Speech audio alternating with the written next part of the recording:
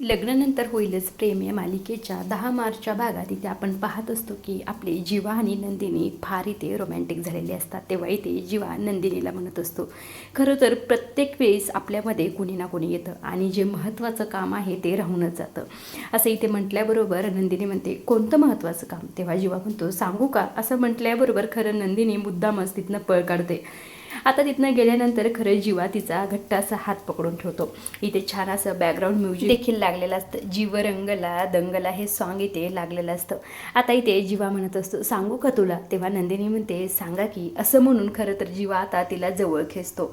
जवळ खेचल्यानंतर खरं नंदिनी इथे फार लाजलेली असते. जीवा तिच्या समोर जात असतो. नंदिनी मागे मागे जाऊन खरं तर दरवाजापर्यंत पोहोचलेली असते. तेव्हा इथे जीवा नंदिनीला म्हणत असतो, तू पूर्णपणे अडकलीस, आता कशी जाशील आणि कुठे जाशील? असं इथे जीवाने म्हटल्याबरोबर नंदिनी म्हणत असते, मी तर पहिलंच तुमच्यात अडकले, पण मला नव्याने आता तुमच्यात गुंतायचं आहे. असं इथे नंदिनीने म्हटल्याबरोबर जीवा तिच्या आणखी जवळ जातो. तिच्या गालावर हात फिरवतो आणि तिच्या केसावर फुंकर मारतो. तेव्हा नंदिनी आणखी चहारलेली असते.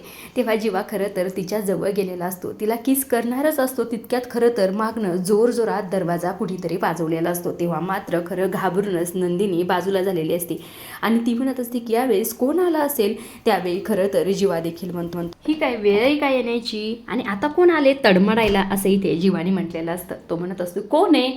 पण नंदिनी देखील इथे म्हणते, कोण आले आता? कोण आहे? बोला तरी ना. असं इथे म्हणत असते. मात्र बाहेरून कोणीही आवाज येत नाही. तेव्हा नंदिनी म्हणते, तुम्हीच उघडून पाहा ना दरवाजा. असं इथे नंदिनीने म्हटल्याबरोबर जीवा इथे दरवाजा उघडून पाहतो.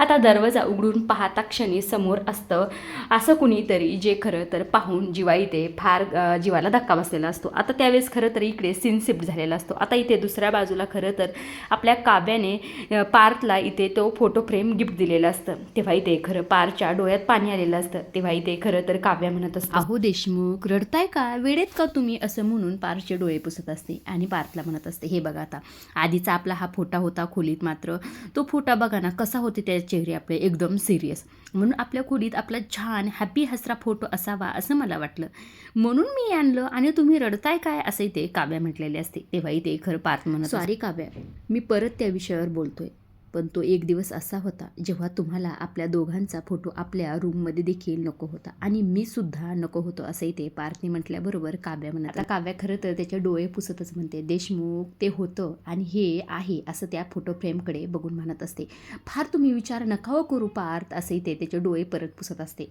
तेव्हा इथे काव्या म्हणत असते, तुम्हाला माहिती आहे का तुम्ही कोण आहात? तेव्हा पार्थ म्हणतो, कोण?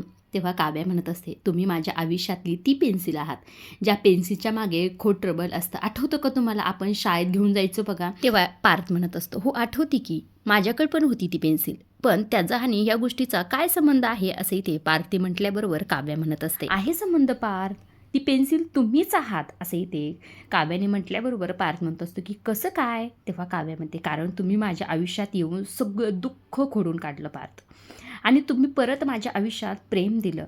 मी अगदी आनंदाने मिरू शकते असा भूतकाळ दिला तुम्ही मला पार्थ, हसरा भूतकाळ दिला. त्यामुळे आता तुम्हीच माझा भूतकाळ आहात, तुम्हीच माझं वर्तमान आहात आणि तुम्हीच माझं भविष्य देखील आहात. असं इथे काव्या म्हटलेले असते. तेव्हा खरं तर पार्थ काव्याचा हात घेतो आणि त्या हातावरही ते किस करत असतो. तेव्हा इथे काव्या म्हणत असते, मग याच गोष्टीवर आता मी तुम्हाला एक गिफ्ट देणार आहे, उठा उठा. असं म्हणून पार्थला उठवते आणि ती देखील उठते. तेव्हा पार्थ म्हणत असतो की काय झालं? तेव्हा काव्या म्हणते, तुम्ही डोळे बंद करा. तेव्हा इथे पार्थ विचार करतो आणि गाल समोर करतो आणि मला माहीत आहे तुम्ही काय देणार, असं इथे म्हणत असतो डोळे बंद करून. तेव्हा काव्या खरं तर पार्थच्या इथे पाया पडत असते. पाया पडताना पाहून पार्थ खरं तर तिला उठवतो आणि जवळ घेतो आणि खरं तर तिला मिठी मारतो आणि म्हणत असतो की काय वेडेपण आहे काव्या, हे खरं तर असं काही करण्याची तुम्हाला अजिबातच गरज नाही. असं इथे पार्थने म्हटल्याबरोबर काव्या म्हणत असते. तेव्हा इथे काव्या म्हणते, देशमुख, जरी आज आपल्या संसाराची पहिली रात्र असली तरी मला तो प्रत्येक क्षण आठवतोय जेव्हा मी तुमच्यावर खूप चिडचिड करायची, पण तुम्ही खरं माझ्यावर गिव्हअप अजिबात केलं नाही. त्यामुळे हा नमस्कार माझ्या त्या मित्राला, त्या प्रियकराला आणि त्या माझ्या नवऱ्याला. असंही ते काव्या म्हटल्याबरोबर खरं पार्थ तिच्या कपाळावर इथे किस करत असतो आणि तिला म्हणत असतो, आता तुम्ही मला काहीतरी दिलं ना, मग आता माझ्याकडूनही काहीतरी घ्याच. असं म्हणून डोळे बंद करायला होतो काव्याला आणि खरं तर साष्टांग दंडवतच इथे काव्याला देत असतो. आता हे काव्याने बघितल्या क्षणी काव्या खूप घाबरते. असते, काय चाललंय देशमुख, काय वेडेपण आहे असं म्हणून खरं पार्थ शेजारी बसते. तेव्हा पार्थ आता खरं तर जे डोकं असतं ते आता काव्याच्या मांडीवर ठेवून तिथे झोपलेलं असतं. तेव्हा इथे काव्या म्हणत असते, काय चाललं देशमुख, चला उठा बरं. तेव्हा पार्थ म्हणतो, नाही बसा इथेच असं म्हणून आता इथे पार्थ काव्याला म्हणत असतो, काय ना पट्टराणी, आम्ही तुमचे शिंगेश्वर महाराज असलो ना तरी कायम असंच आम्ही तुमच्या पायाशी पडून राहू असं इथे पार्थनी म्हटल्यावर काव्य हसत असते. म्हणतात, बस करावं आता असं इथे म्हटल्याबरोबर पार्थ देखील म्हणतो, लोक म्हणतात की नवऱ्याच्या पायाशी बायकोचा स्वर्ग असतो, पण मी तर म्हणतोय जिवंतपणे नरक बघायचा नसेल तर नवऱ्याने बायकोच्या पायाशीच साष्टांग दंडवत घातला पाहिजे असं इथे पार्थनी काव्य आता खरं तर पार्थला एक जोरात फटका देते आणि म्हणत असते, काय देशमुख, पण मला आवडला तुमचं हे, पण माझ्यापेक्षाही जास्त तमाम नवरे गँगला आवडला हा तुमचा डायलॉग. बरं हिंगेश्वर महाराज असंच आता जमिनीवर पडून राहणार का असं इथे म्हटल्याबरोबर खरं इथे पार्थ उठून बसलेला असतो. नाही पट्टराणी, आपल्या राज्यात खरं तर सगळं आता कुशल मंगल आहे, सगळी जोडपी एकत्र आली आहेत, मग आपण कधी यायचं एकत्र असं म्हणून काव्याच्या एकदम जवळ गेलेला असतो. आणि आता इथे काव्या म्हणत असते, हो ना यायचं आहे ना एकत्र. तेव्हा पार्थ म्हणतो, हो यायचं आहे ना असं म्हणून तिच्या आणखी जवळ जातो. आणि आता इथे काव्या म्हणत असते, पण त्याआधी खरं तर आपल्या ज्या उषा विरुद्ध दिशेला आहेत त्या तरी सरळ करा असं इथे काव्याने म्हटल्याबरोबर खरं त्यांना खरं तर मागची गोष्ट आठवलेली असते. आता इथे खरं इशाऱ्यानेच पार्थ म्हणत असतो की चला की आवरूया बेड, करूया उषा सरळ असं इथे इशाऱ्यानेच पार्थ म्हटलेला असतो. त्याबरोबर काव्या देखील इशाऱ्यानेच म्हणून इथून दोघेही आता उठलेले असतात. आता दोघे खरं तर फार इथे रोमॅन्टिक मूडमध्ये असतात. तेव्हा इथे काव्या तो फोटो घेते आणि तिथे साईड टेबलला ठेवत असते. इकडे पार्थ देखील ते उषा सरळ करत असतो, त्याचबरोबर इथे काव्या देखील त्या उषा सरळ करते. आता काव्या खरं तर हे करतच असते, तितक्यातच आता पार्थ खरं तर तिला जोरात हाताला धरतो आणि स्वतःकडे वळून घेतो. स्वतःकडे वळून घेतल्याबरोबर काव्या इथे फार लाजलेली असते. तेव्हा इथे पार्थ खरं तर मागणं एक गुलाबाचं फूल काढतो आणि काव्याला देत असतो. ते दिल्या क्षणी खरं तर आणखी एक दुसरं फूल काढतो आणि ते देखील इथे हातात घेतो. खरं तर इथे बॅकग्राऊंडला म्युझिक देखील लागलेलं असतं. आता खरं तर काव्याला तो आणखी जवळ वळतो आणि ते जे गुलाबाचे 2 फुलं असतात का ते एकमेकावर मारत असतो. आता तेव्हा इथे काव्या म्हणत असते, देशमुख हे काय करताय तुम्ही. तेव्हा इथे पार्थ म्हणत असतो, अहो ते नसतं का, जेव्हा खरं तर एकमेकांना जेव्हा आपण किस करतो तेव्हा कसं ते समोर फुलं येतात तसंच ना हो. तेव्हा इथे काव्यामध्ये काय चाललंय तुमचं. तेव्हा पार्थ म्हणत असतो, अहो ते मूवीमध्ये नाहीत का हो दाखवत, जेव्हा जोडपी एकत्र येतात तेव्हा ते फुल समोर आणतात आणि एकमेकावर मारतात असं इथे म्हटल्याबरोबर. आणि हे पार्थचं बोलणं ऐकल्यावर काव्या मात्र जोरजोरात हसत असते. सिरियसली पार्थ असे इथे म्हणून हसतच असते. पार्थ मात्र त्या गुलाबाच्या फुलाकडे पाहतच असतो. आता इकडे दुसऱ्या बाजूला सीन दाखवलेला असतो. त्यावेळी खरं तर इकडे नंदिनी देखील जोरजोरातच हसत असते आणि इकडे आपल्या जीवाच्या हातात असतो तो म्हणजे दुधाचा ग्लास. आता इथे जीवा नंदिनीला म्हणत असतो, नको त्यावेळी डिस्टर्ब करायला आलेले या मेल करवाल्याला मी आधी हाकलून लावतो आणि मग तुझ्याकडे बघतो असं म्हणून खरं तर दरवाजात गेलेला असतो. आता तो दरवाजा वाजवणारा तो म्हणजे इथे मिथून काका असतो. आता तो खरं तर मिथून काकाला म्हणत, अरे काका तू इतक्या रात्री दूध द्यायला कशाला आलास. तेव्हा इथे मिथून म्हणत असतो, अरे मी दूध द्यायला नाही आलो बाबा, मी दुधाचा ग्लास घेऊन आलो आहे तुझ्याकडं. काय नंदिनी बरोबर आहे ना असं म्हणून रूममध्ये येत असतो. तेव्हा इथे जीवा त्याला अडवतो आणि म्हणतो, अरे काका पहिली रात्र रे आमची, काय गप्पा मारायला चाललास आतमध्ये असं इथे म्हटल्याबरोबर नंदिनी मात्र आतमध्ये फार हसत असते. आता इथे मिथून काका मुद्दामच म्हणत असतात, अरे किती घोर कलियुग आले ना, लहानपणी भूताचे पिक्चर बघून घाबरून माझ्या खोली शिरायचं आणि आता लग्न झालंय तर मला हाकलून देतोय. अरे कुठे गेलाय माझा तो जुना जीवा असं इथे मिथून काका म्हटल्याबरोबर जीवा म्हणत, झालं का तुझं सगळं झालं ना, मग आता निघेतून असं म्हटल्याबरोबर मिथून का, अरे काय करतोस, मी काय म्हणतो हे माझं ऐक. ते दूध आता कोमट झाले असेल, मी दुधात मस्त काजू बदाम पिस्ता खिसून टाकलेत आणि नंतर तू पी, बघच नंतर काय जादू होती असं इथे म्हटल्याबरोबर जीवा म्हणत असतो, काय बघू. ए काका काय चाललंय तुला, खरं तर मला त्या दुधाची वगैरे काही गरज नाही बघ, मी पेणार नाही अजिबात ते दूध असं इथे जीवानी म्हटल्याबरोबर मिथून काका म्हणत असतात, अरे पिऊन तर बघ. आता इथे जीवा मिथून काकाच्या जवळ जातो आणि म्हणत असतो, अरे तुला कळत कसं नाही, दूध पिल्यानंतर तोंडाचा वास येतो ना. तेव्हा इथे मिथून काका म्हणतात, अरे त्यासाठी तर मी मुखवास आणलाय ना, हे घे. तेव्हा इथे जीवा म्हणतो, मला काही गरज नाही त्या मुखवासाची असं इथे म्हटल्याबरोबर मिथून काका म्हणतात, माझ्या समोर ते दूध मला पिऊन दाखवायचं. तेव्हा जीवा म्हणतो, ह्याला काय दम नाही पडणार असं म्हणून आता इथे नंदिनीकडे येतो, हा काय मला सोडणार नाही दूध पिल्याशिवाय, देतो दुधाचा ग्लास असं म्हणून नंदिनीकडनं दुधाचा ग्लास घेतो. नंदिनीला इकडे फार हसायला येत असतं आणि इकडे खरं तर मिथून काकाकडे समोर जातो आणि गट्टगट्टाच ते दूध पिऊन घेतो. तेव्हा इथे मिथून काका म्हणत असतात, अरे काय एका क्षणात गटागटात दूध पिऊन घेतलंस असं इथे म्हटल्याबरोबर जीवा म्हणतो, मग आता तू निघायचं, पिलो ना मी दूध तर निघायचं आता आणि जा दादाच्या त्यांच्या रूममध्ये जा आणि त्यांना दूध देऊन असं इथे जीवानी म्हणून त्याला खरं खरं तर मिथून काकाला इथून हाकलूनच लावलेलं असतं. आता जीवानी ते पडदेशीन दरवाजा लावलेला असतो आणि नंदिनीकडे प्रेमानेच पाहत असतो.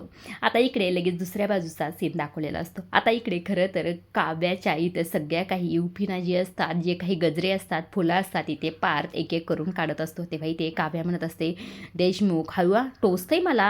आता इथे पार्थ म्हणत असतो की काय एवढ्या कुठून पिना, सगळं काय मॉल इथं आणून लावला काय. अरे प्रत्येक नवरे खरं तर असंच म्हणत असतील की ह्या पिना काढता काढताच पहाट व्हायची, असं इथे पार्थने म्हटल्याबरोबर काव्या म्हणत. आता कळलं का तुम्हाला नवऱ्या मुलीला असा किती वेळ लागतो म्हणून? किती करायला लागतं मुलींना, कळलं का आता? मुलांचं काय, एक शेरवानी घेतली, परफ्यूम वगैरे मारला आणि दाढीवरनं हात फिरवला, एवढंच तर असतं, असं इथे खरं काव्याने म्हटल्याबरोबर पार्थ म्हणत असतो. पण मला हे सगळं काही का सांगताय तुम्ही, असं इथे पार्थने म्हटल्याबरोबर काव्या म्हणत असते. का सांगताय सांगू का तुम्हाला? आता खरंच काव्या पार्थकडे पाहते आणि म्हणत असते की तुम्ही सकाळी युथला किती वेळेस माझ्याकडे पाठवला आणि झालात का रेडी असं किती वेळेस म्हटलात. अहो नवऱ्या मुलींना काय काय करायला लागतं आणि कोणत्या कोणत्या गोष्टी कराव्या लागतात हे तुम्हाला कधी कळणार पार्थ, असंही ते काव्या म्हणत असते. तेव्हा पार्थ म्हणतो, आम्हाला काय करायला लागतं, काय भोगावं लागतं हे सांगू का तुम्हाला? अहो ही जाडीवाली शेरवानी घालायची, हे धोतर नेसायचं आणि सकाळी सकाळी कुलदैवतेच्या दर्शनाला जायचं, ती किती घाम येतो माहिती का तुम्हाला, असंही ते पार्थ खरं तर काव्यावर वरडूनच बोलत असतो. तुमचं काय, तुम्ही 3-3 तास रेडी व्हायला घेता, आम्ही काय मदनाच्या पुतळ्यासारखं तुमची वाट बघत बसतो कधी येता म्हणून. नंतर नवऱ्या मुलाला घरचे म्हणतात दूध केळी खा, पण त्यांना कसं सांगायचं की आम्हाला मळमळतंय, पण नाही, नवरे मुले म्हणजे सगळं काही केलं पाहिजे. आणि हे तर जाऊ द्या, नंतर अक्षदा खरं तर अंगावर फेकतात सगळेजण. तेव्हा आमच्या अंगावर ते बाणेसारखे टोचतात आम्हाला. तुमचं काय, तुमचा पदर असतो, आंबाडा असतो, सगळं काही असतं, तुम्हाला तर अजिबात टोचत नाही, असं खरं तर इथे पार्थ चिडत सगळं काही बोलत. आणि पर त्यावरती तुमच्या कलवऱ्या असतातच त्या, आमचे बूट वगैरे गंमत म्हणून चोर, आणि वरनं आम्हीच पैसे द्यायचे, तुमची लिपस्टिक चोरू का असं इथे पार्थने म्हटल्याबरोबर काव्याला फार हसायला येत असतं. आणि हे तर जाऊ द्या हो, जेव्हा विधी चालू असतो तेव्हा आम्ही लक्ष द्यायचं त्या विधीकडे, आणि जेव्हा विधी चालू नसतो तेव्हा आम्ही गप्पा मारायच्या. आम्हाला कुणी बाथरूमला सुद्धा जाऊन देत नाही, वर कितीही प्रेशर आलं तरी देखील नाही जायचं, आणि कुणी आम्हाला खरं तर इकडे तिकडे सुद्धा पाहून देत नाही. बरं जाऊ द्या, पावसाळ्यात हिवाळ्यात ठीक आहे लग्न असेल, पण जर उन्हाळ्यात असेल तर आम्ही कर्माने मेलो म्हणून समजा. तो नवरदेव त्या रडक्या पोराला घेऊन घोड्यावर बसतो. आता त्या रडक्या पोराला सावरायचं का त्या घोड्याला सावरायचं हेच कळत नाही, असं ते पार्थ म्हणत असतो. आता हे सगळं काही पार्थचं बोलणं ऐकून खरं तर काव्याने डोक्याला हात मारलेला असतो, ठेवलेला असतो, आणि हसतच असते त्याच्याकडे. तेव्हा पार्थ म्हणत असं, एवढं सगळं करून, एवढा त्रास सहन करून मग फर्स्ट नाईटसाठी कशी काय ताकद राहणार, असं म्हणून खरं तर साईडच्या खुर्चीवर बसतो थकल्याला. आता इथे काव्याला पार्थला असं थकल्याला पाहून खरं त्याच्याकडे जाते आणि त्याचं अंग इथे ती चेपून देत असते. पार्थनी मात्र इथे फार मोठी लांब लचक अशी लिस्ट तिच्या त्रासाची, सगळ्या गोष्टीची इथे नवऱ्या मुलांची सांगितलेली असते. आता काव्या खरं त्याच्या जवळ जात असते आणि त्याचं अंग इथे चेपून देत असते आणि त्याला म्हणत असते की बरं वाटतंय ना आता देशमुख तुम्हाला, थकला का माझा आर्टिटिक बोका? तेव्हा पार्थ म्हणतो, हो सॉरी, पण खरंच मी थकलो, असं इथे पार्थनी म्हटल्याबरोबर काव्या देखील म्हणते, हो का, बरं वाटतंय, असं म्हणून त्याचं अंग परत चेपून देत असते. तेव्हा ते पार्थ म्हणत असतो, खरंच काव्या खूप बरं वाटतंय, हो असं चेपत राहा, असं इथे पार्थ म्हणत असतो. त्याच वेळी खरं तर आता इथे दुसऱ्या बाजूला सीन दाखवलेला असतो. आता इथे खरं तर मिथुन काकांच्या ह्या सगळ्या प्रकारामुळे खरं नंदिनी आणि जीवा फार हसलेल्या असतात. आता इथे जीवा म्हणत असतो, आता ह्या डिवायडरचं करायचं तरी काय? तेव्हा इथे नंदिनी म्हणते, मला विचारताय का? तेव्हा जीवा म्हणतो, हो बोल चकाचक बाई, काय करायचं? तेव्हा नंदिनी म्हणते, मित्र म्हणते फेकूनच द्या, असं इथे नंदिनीने म्हटल्याबरोबर जीवा म्हणतो, अगदी माझ्या मनातलं बोललीस, हे डिवायडर खरं तर आपल्या दोघांमधली लक्ष्मण रेषा आहे. त्यावेळी खरं तर हे दोघेही एकमेकाकडे पाहत असतात आणि आता इथे त्यांना खरं तर जे डिवायडर बनवलं होतं तेव्हाचा शिनी ते आठवलेला असतो. आता इथे दोघे खरं म्हणतात, करायचं का मग, काढायचं का ह्याला बाजूला, असं म्हणून दोघेही आता इथे सोबतच ते डिवायडर जे असतं, म्हणजे ती काही रजई असते दोघांच्या मधली, नात्यात दोघांच्या मध्ये आलेली, ती खरं तर आता अक्षरशः इथे फेकून देतात. इथे छान असं बॅकग्राऊंडला गाणं देखील लागलेलं असतं, लग्नानंतर होईलच प्रेम. आता हे दोघेही फार खुश असतात. तेव्हा इथे खरं जीवा नंदिनीकडे पाहतो आणि म्हणत असतो, मग आता काय, असं इथे म्हटल्याबरोबर नंदिनी नाचलेली असते आणि आता खरं तर आरशासमोर जाऊन खरं स्वतःचं मेकअपचं सगळं काही आवरत असते. तेव्हा इथे जीवा परत तिच्या पुढे जातो आणि तिच्या समोर बसून म्हणत असतो, आता काय, असं इथे म्हटल्याबरोबर नंदिनी परत त्याच्याकडे तिच्याकडे पाठ करून इकडे बसते. तेव्हा जीवा परत तिच्याकडे जातो आणि म्हणत असतो की आता काय, आता नंदिनीला काय करावं आणि काय नाही असं झालेलं असतं. आता ती परत तिथनं उठते आणि खरं तर बेडवर येऊन बसलेली असते. तेव्हा जीवा परत तिच्याकडे जातो. मग आता काय असंही ते परत विचारत असतो. तेव्हा नंदिनीला खरं काय बोलावं हेच कळत नसतं. ती मागे मागे सरकत असते, तो तिच्या समोर समोर जात असतो आणि आता काय असाही ते प्रश्न तिला विचारत असतो. नंदिनी मागे सरकत असते आणि जीवा तिच्या जवळ जात असतो. आता इथे नंदिनीला देखील ह्या सर्व गोष्टी छान वाटत असतात. आता इथे नंदिनी खरं तर मागे कॉटला टेकून बसते आणि खरं तर जीवाच्या मांडीवर इथे पाय ठेवते आणि इशारानेच म्हणत असते की ही काढा की पैंजण, असं म्हणून खरं तर जीवा एक एक पैंजण नंदिनीचं इथे काढत असतो आणि तिच्याकडे प्रेमाने पाहत असतो आणि तिचे पाय खाली ठेवतो आणि तिच्या एकदम जवळ जाऊन म्हणत असतो आता काय, असं इथे म्हटल्याबरोबर नंदिनी लाजलेली असते. आता तिच्या जवळ जातो, तिचा गाल जवळ घेतो आणि तिच्या गालावरनं हात प्रेमाने फिरवत असतो.